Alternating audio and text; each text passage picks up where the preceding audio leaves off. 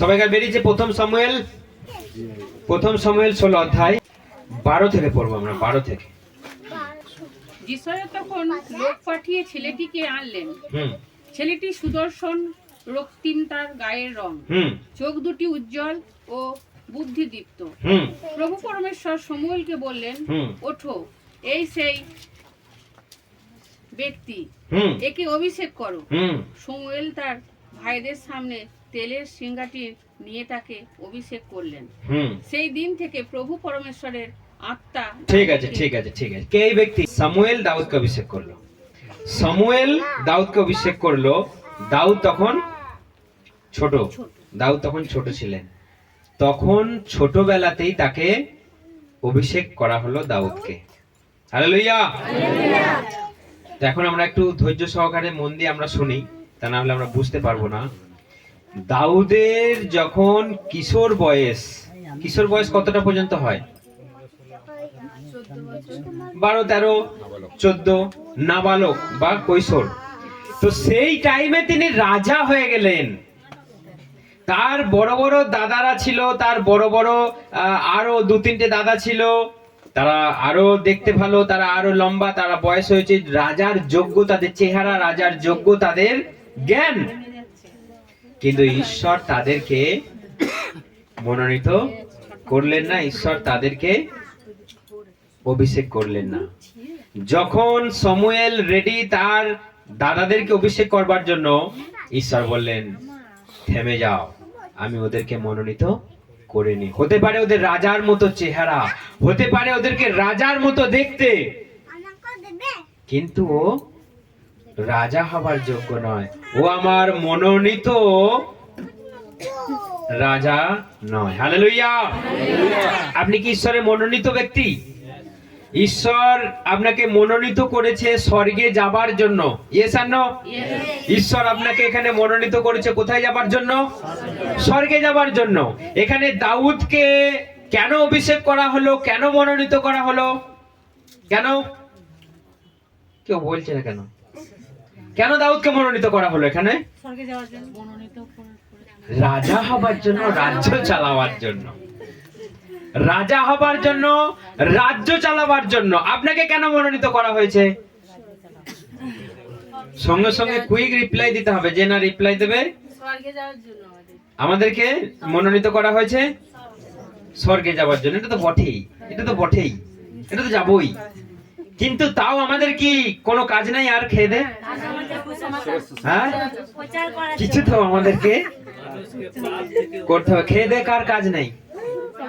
সবারই কাজ আছে। তো খেয়ে দে সবারই কাজ আছে, কিন্তু সুসমাচারও একটা জীবনের প্রধান কাজ, এটাও আমাদেরকে দেখতে হবে।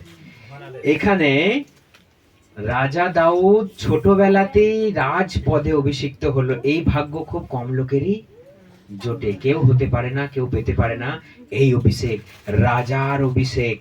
মানে ঈশ্বরের অভিষিক্ত প্রার্থনা তার মাথায় ঢেলে দেয়া হলো, আজ থেকে তুমি ইসরায়েলের রাজা। হালেলুয়া। সেই জন্য ছোট বয়সে রাজা হওয়া। সেই জন্য আপনি মনোনীত স্বর্গে যাবার জন্য, এবং আপনার আরো কাজ আছে খেয়ে দে কিছু। এখানে দাউদ মনোনীত হলেন রাজ্য চালাবার জন্য, কিন্তু এখনো বয়স হয়নি, এখনো তাকে অনেক শিখতে হবে, অনেক তাকে সেই পর্যায়ে যেতে হবে। আজকে আমরা মনোনীত, আজ কি স্বর্গে চলে যাব? কেউ আজ কি যাওয়ার ইচ্ছা আছে নাকি কারো? আজ কি চলে যাবে? আজ কি চলে যাবে সবাই? কার কার আজকে যাওয়ার ইচ্ছা আছে? ফোনেতে আছে। আজ কি স্বর্গে যাওয়ার ইচ্ছা কার কার আছে? তাহলে আমি একটা চাকুকে ধার করে নিয়ে যাচ্ছি। হ্যাঁ, তাহলে আমি যেতে পারবো না। সেজন্য বলছি বটে, সত্যি সত্যি কারো যাওয়ার ইচ্ছা নাই, আর 2 দিন থাকতে মন যাচ্ছে। যাই হোক, সেই জন্য আজকে মনোনীত মানে আজকেই স্বর্গে যাওয়ার জন্য নয়। আজকে রাজা দাউদ অভিষিক্ত হলেন মানে আজকেই রাজা হওয়ার যোগ্য তার কাছে নেই, তিনি তখন কৈশোর বয়স। কিন্তু আজকে রাজা ঈশ্বরের প্ল্যান দেখুন, আজকে তোমাকে বলে দেয়া হলো তুমি রাজা, এরপর তোমাকে শিখতে হবে। কি কি শিখতে হবে জানেন? রাজা দাউদের সামনে গলিয়াত এসে পড়ে গিয়েছিল। কে সে? গলিয়াত। তার সম্বন্ধে কতজনা জানাই? সবাই জানেন তো? গলিয়াতের হাইট ক ফুট? প্রায় 8 ফুটের কাছাকাছি। তার চেহারা, তার যুদ্ধাস্ত্র, একদম সে মানে যুদ্ধ করবার জন্য একজন পাকাপোক্ত ব্যক্তি।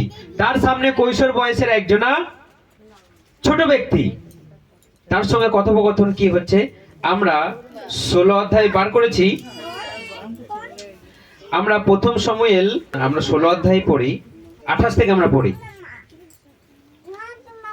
ওই লোকগুলির সঙ্গে দাউদ যেসব কথাবার্তা হচ্ছিল সেই সব তার বড় ভাই ইলিয়াব শুনলেন। তিনি দাউদের উপর খুব রেগে গিয়ে বললেন, তুই কেন এখানে এসেছিস? মাঠের মধ্যে ভেড়াগুলির কাছে কাকে রেখে এলি? আমি তোর দেমাক আর কুমতলাকের কথা সব জানি। কুমতলকের কথা আমি জানি। হ্যাঁ, তুই লড়াই দেখতে এসেছিস? হ্যাঁ। দাউদ বললে, আমি কি দোষ করলাম? দেখুন এখানে তার দাদার সঙ্গে একটা সুন্দর কথোপকথন হচ্ছে দাউদের। তার দাদা কি বলছে? আমি তোর কুমতলব জানি, তুই কতটা ফচকে, তুই কতটা ফাজলামি আমি খুব ভালো করে জানি। তুই দেখতে আসিস না, তুই দেখতে আসিস নি এই যুদ্ধ, তুই কিছু একটা কলকাটি করতে এসেছিস। সেই জন্য এখানে সেই দাউদের সঙ্গে তার কথাবার্তা আমরা তারপরে 35 থেকে পড়বো। 35 পড়ি। আমি ওই জন্তুটার পিছনে ধাওয়া করে ওটার মুখ থেকে মেষটাকে টেনে বের করে নিয়ে এলাম। জন্তুটা আমার ওপর ঝাঁপিয়ে পড়লো। হ্যাঁ, তখন আমি ওর দড়ি ধরে টেনে জোরে এমন আঘাত করলাম যে সেটা মরে গেল। কে সেটা? একটা ভাল্লুক। একটা সিংহ সঙ্গে ওই 13-14 বছরের বয়সের একটা ছেলে তার নিজের মেষকে, ভেড়াকে ছিনিয়ে নিয়ে এসেছে। হালেলুয়া। এবং এরপর ও সেটা বর্ণনা দিচ্ছে যে তুই কোথা থেকে এলি? আমি রাস্তায় আস্তে আস্তে আমার সামনে সিংহ পড়েছিল, আমার সামনে ভাল্লুক পড়েছিল, আমার মেষকে সে খেয়ে নিয়েছিল, মুখে ধরে নিয়েছিল, আমি তার মুখ থেকে আমার মেষকে আমি বার করে নিয়েছি। কে বলছে এটা? দাউদ বলছে। কাকে বলছে? তার দাদাকে বলছে। কেন বলছে? ওর শক্তির পরিচয় দিচ্ছে, বীরত্বের পরিচয় দিচ্ছে। আমি যদি বাঘ থেকে, সিংহ থেকে, ভাল্লুক থেকে যদি আমার নিজের মেষকে রক্ষা করতে পারি, তাহলে আমার ইসরায়েলকে কেন গলিয়াত থেকে রক্ষা করতে পারবো না? হালেলুয়া। কে সে বলছে? কেন বলছে এই কথা? কারণ তার মাথায় রাজা হবার তেল ঢালা হয়ে গেছে। হালেলুয়া।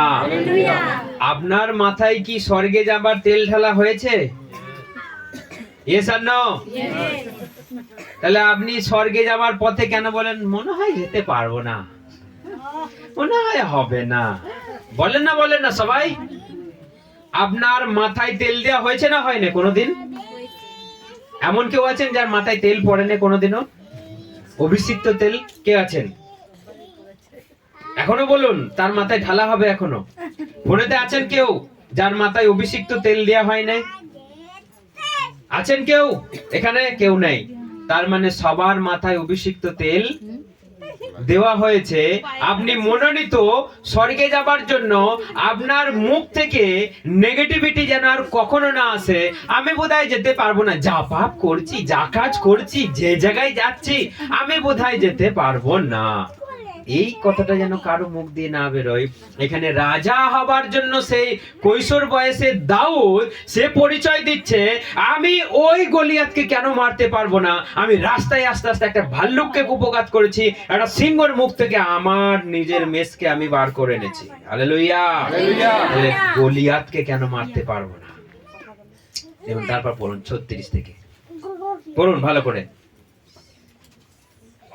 আপনার সেই দাস সিংহ ও ভালুক দুই মেরেছে। হ্যাঁ এই বর্বর ফিলিস্তিনিটা হ্যাঁ। ওই দুইয়ের কোনো একটার মতোই হবে, হুম কারণ এ জাগ্রত ঈশ্বরের সেনাবাহিনীকে উপহাস করেছে। হ্যাঁ দাউদ আরো বললেন হ্যাঁ। যে প্রভু পরমেশ্বর আমাকে সিংহ ভালুকের থাবা থেকে উদ্ধার করেছেন, হুম তিনি এই ফিলিস্তিনিটার হাত থেকে আমাকে রক্ষা করবেন। হালেলুয়া। বলছে আমি রাস্তায় আস্তে আস্তে ভাল্লুককেও মেরেছি আর সিংহকেও মেরেছি। এই দুইয়ের মধ্যে এই পলেস্ট্রিও বা এই গলিয়াত একজনাই হবে। কার মতো হবে? হয় ভাল্লুক না হয় সিংহ। তাদের দুজনকে যেভাবে আমি মেরেছি, তাদের থাবা থেকে ঈশ্বর যেমন আমাকে রক্ষা করে এনেছে, ওর হাত থেকে আমাকে রক্ষা করবে না? Hallelujah hallelujah. সেই জন্য আমাদেরকে এখানে জানতে হবে আমি স্বর্গের পথে হাঁটছি। স্বয়ং ঈশ্বর আমাকে মনোনীত করে এখানে ডেকেছে, আমাকে অভিষিক্ত করা হয়েছে। আমি স্বর্গের পথে যাচ্ছি। স্বর্গের পথে যেতে যেতে কি রাস্তায় কুকুর ভেউ ভেউ করে না? ওই নেড়িগুলো বলে না খ্রিস্টান হইলি, বলে না বলে না? গরু খেকি বলে না বলে না? বলে তো। তাহলে ওরাও তো এই ভাল্লুক একটা করে, ভাল্লুক নয় ওরা তো একটা করে সিংহ নেগড়ে আপনাকে খেচে ধরছে। কারো শাশুড়ি বলছে, কারো ভাসুর বলছে, কারো শ্বশুর বলছে, কারো পাড়ার লোক বলছে, কারো বাড়ির লোক বলছে। বলছে না বলছে না? এরা ভাল্লুকের চেয়ে কম নয়। ওদের থাবা দেখা যায় না, ওদের থাবা মুখে আছে। দেখছেন এই মুখটা, বড় বড় দাঁত নিয়ে আপনার বিরুদ্ধে কটমট কটমট করছে। এরা ভাল্লুকের চেয়ে সিংহের চেয়ে কম নয়। তাহলে দাউদকে যদি কৈশোর বয়সে ঈশ্বর রক্ষা করতে পারে, তার মুখ থেকে বার করতে পারে, আমাদেরকে কেন তাদের মুখ বন্ধ না করে রক্ষা করতে পারবে না? পারবে না? ইয়েস আর নো? এখনো রাজা হয়নি সে, এখনো সে রাজা হয়নি। এরপর দেখুন মেন যুদ্ধ লেগে গেছে এখানে। এরপর মেন যুদ্ধ লেগে গেছে 43 থেকে ঝটঝট পড়ুন, একদম সাইলেন্ট, নালে ফোনের আওয়াজ চলে যাচ্ছে। তাড়াতাড়ি। গলিয়ত দাউদকে জিজ্ঞেস করলো, এই লাঠিটা কিসের জন্য? তুমি কি এটা দিয়ে কুকুরের মতো আমায় তাড়াবে? এই বলে সে তার দেবতাদের নাম নিয়ে দাউদকে গালমন্দ করতে লাগলো। কে কাকে গাল দিচ্ছে? পেছন থেকে বলুন। কে হু হু করছে? গলিয়ত দাউদ। ও ওই করছে, ফোনে সব চলে যাচ্ছে। ওকে একবার জোসেফ বাইরে নিয়ে যেতে, ওকে বাইরে নিয়ে। 43 কি পড়ছিল আর একবার পড়ো। গলিয়ত দাউদকে জিজ্ঞাসা করলো, এই লাঠিটা কিসের জন্য? হ্যাঁ, তুমি কি এটা দিয়ে কুকুরের মতো আমায় তাড়াবে? এই বলে কে কাকে বলছে এই কথাটা? গলিয়ত গলিয়ত দাউদকে বলছে বলছে। দাউদকে। গলিয়াত দাউদকে বলছে, কারণ ওর হাঁটুর সমান, হাঁটুর বয়সী হাঁটুর সমান, হাইটেও হাঁটুর সমান, বয়সেও হাঁটুর সমান। সেই জন্য ও কিছুই আনে নেই, একটা শুধু লাঠি এনেছে। কি বলছে? বলছে এই লাঠিটা এনেছে তুই কি কুকুর ভেবেছিস আমাকে? আমি কি কুকুর? তুই কুকুর তাড়াতে এসেছিস? ছোট পাড়ার ছেলে দেখে কি লেখা আছে? এই বলে সে তার দেবতাদের নাম নিয়ে দাউদকে গালমন্দ করতে লাগলো। হ্যাঁ, তার দেবতাদের নাম নিয়ে বা ভগবানকে নিয়ে বা ইসরায়েলের ঈশ্বরকে নিয়ে সে গালমন্দ করতে লাগলো যে তোর ঈশ্বরও তোকে বাঁচাতে পারবে না, তোর ভগবানও আজকে আমার হাত থেকে তোকে বাঁচাতে পারবে না। তারপর কি লেখা আছে? গলিয়ত বলল, আয় তোর দেহটাকে নিয়ে পাখি ও জানোয়ারদের খাওয়াই। তারপর দাউদ ফিলিস্তীয়দের বললেন, তুমি তো তরবারি বর্ষ হল্লো নিয়ে আমার কাছে এসেছো, কিন্তু আমি এসেছি সর্বশক্তিমান প্রভুর নাম নিয়ে। এই প্রভু ইসরায়েলের সৈন্যদের ঈশ্বর। হালেলুয়া। তুমি এসেছো তরবারি নিয়ে, যুদ্ধাস্ত্র নিয়ে।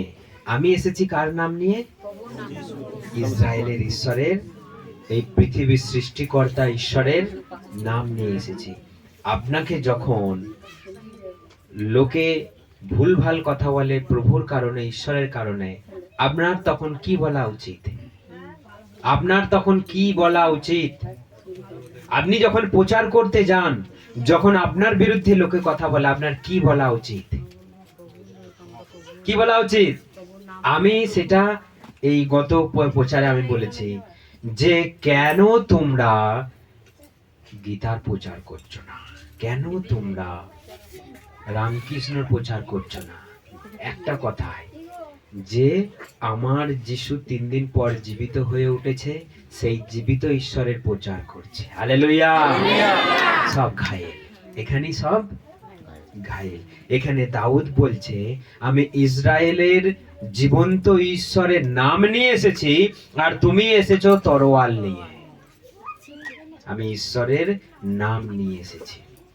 আমাদেরকেও যদি লোকে এই কথা বলে, একটাই কথা, কোথাকার কোন শাস্ত্রে কে আছে যে মৃত্যুর পর জীবিত হয়ে উঠেছে, মৃত্যুকে জয় করে উঠেছে? আমাকে একটা নাম দেখাও, আমি তার কাছে মাথা নত করব। একটা নাম দেখাও, আমি তার কাছে গিয়ে মাথা ঠুকবো। কিন্তু যদি দেখাতে না পারো, তাহলে যে জীবিত হয়ে উঠেছে তার কাছেই তুমি মাথা নত হও। আমার যিশু কবর থেকে 3 দিন পর জীবিত হয়ে উঠে 40 দিন ধরে সবাইকে দেখা দিয়েছে।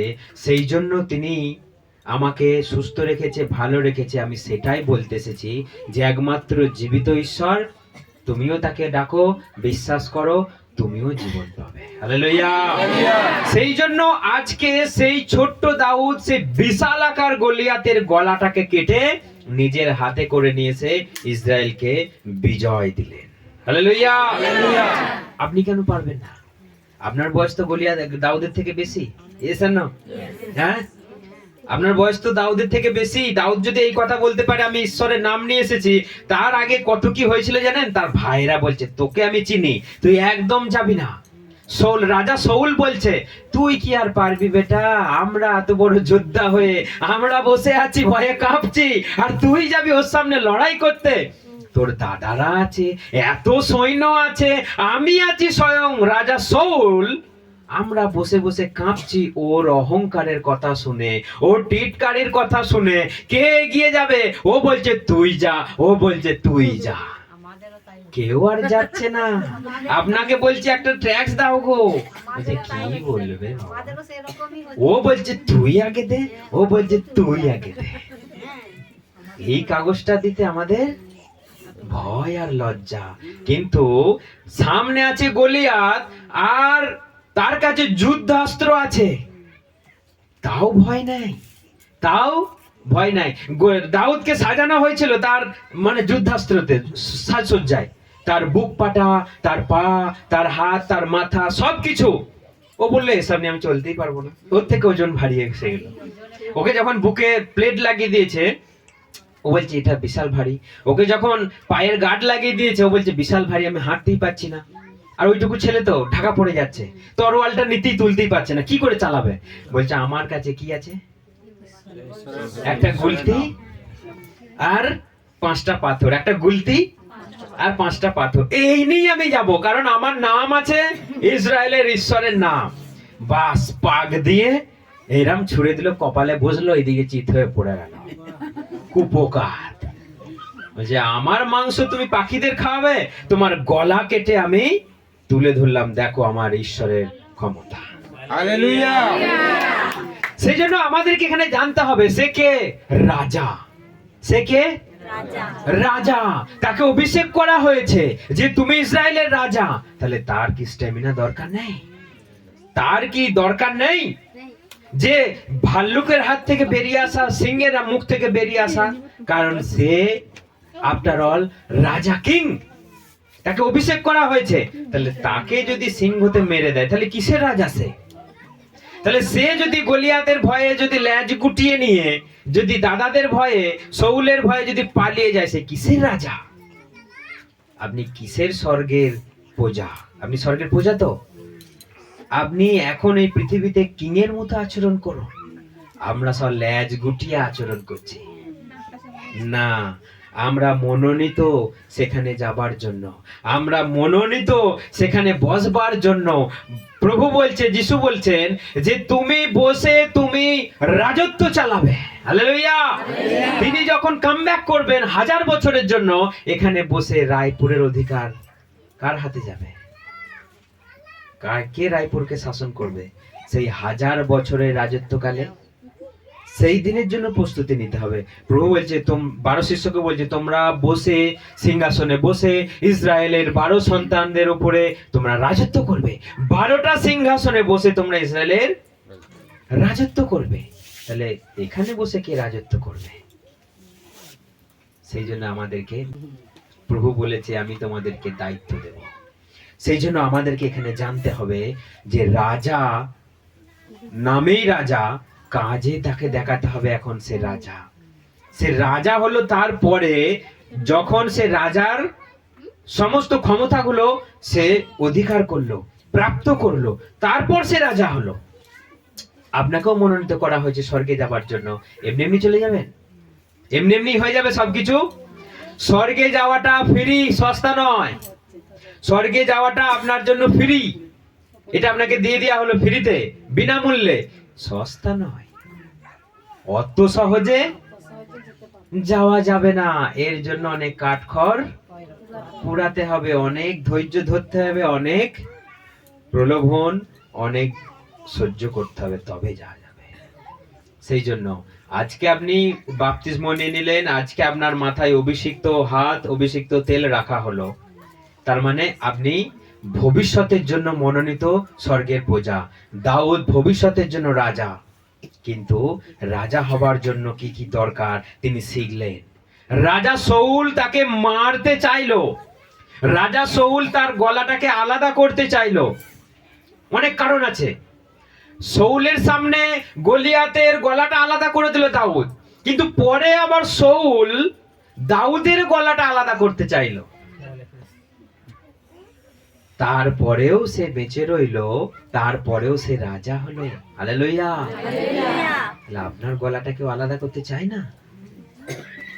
কার বউ চাই, কার স্বামী চাই, কার ছেলে চাই, কার পাড়ার লোক চাই, মনে হয় এর গলাটা আলাদা হয়ে যেতে পারলে।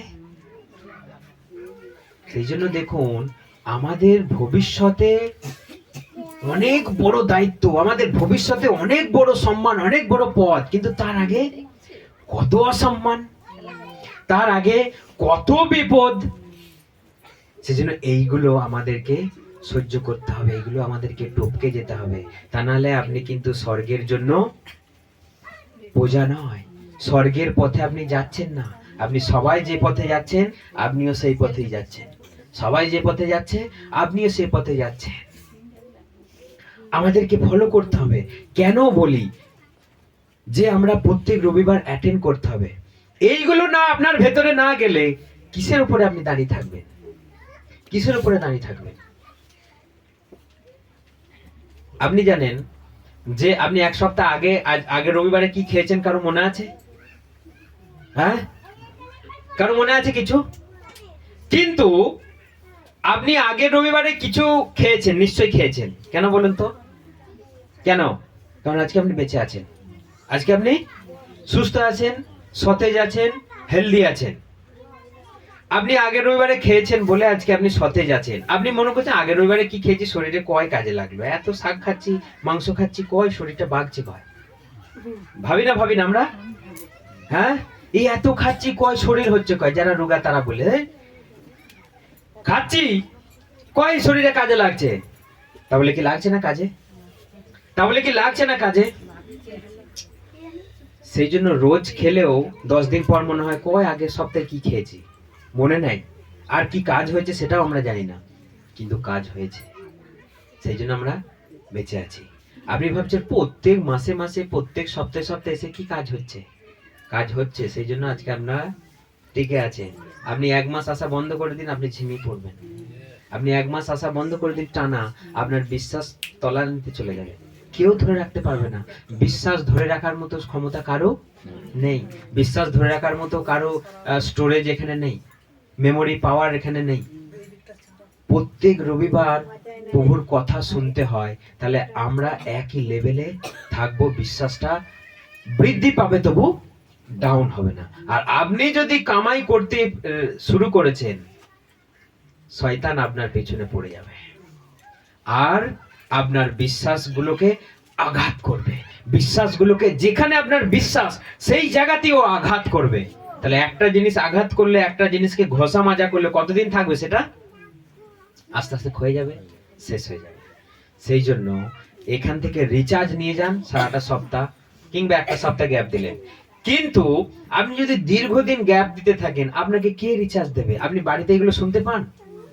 বাড়িতে এগুলো শুনতে পান না? বাড়িতে বসে কি এখানে যে প্রার্থনাটা হলো বাড়িতে বসে হবে না? কোনোদিনও সম্ভব নয়। সেই জন্যই রবিবার, সেই জন্যই চার্চ, তবেই আমরা টিকে থাকতে পারবো। আমাদেরকেও ঈশ্বর সেই বুলাহাট calling, you are called one, মানে আপনি একজন মনোনীত ব্যক্তি, আপনাকে ডাকা হয়েছে, আপনাকে ডেকে এনে এখানে বসানো হয়েছে। আমি নয়, ঈশ্বর আপনাকে ডেকে এনে বসিয়েছে। সেই জন্য এই ডাককে আপনি ভুলে যাবেন না, এই অভিষেককে আপনি ভুলে যাবেন না, যে আপনার মাথায় অভিষেক করা হয়েছে। আপনি একজন দাউদের মতো, একজন জোসেফের মতো। হালেলুয়া।